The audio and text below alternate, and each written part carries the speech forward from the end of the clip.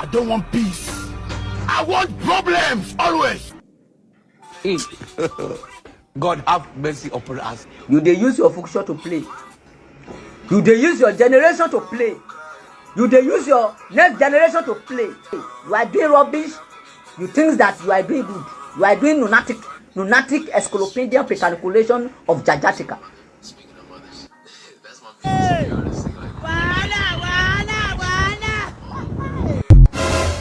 This man in the first place, because this case him not be this man that had this house that fear. This man they don't need to be pitied.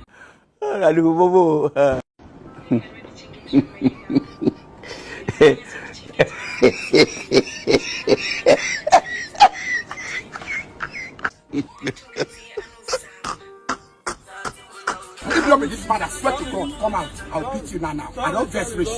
Hey!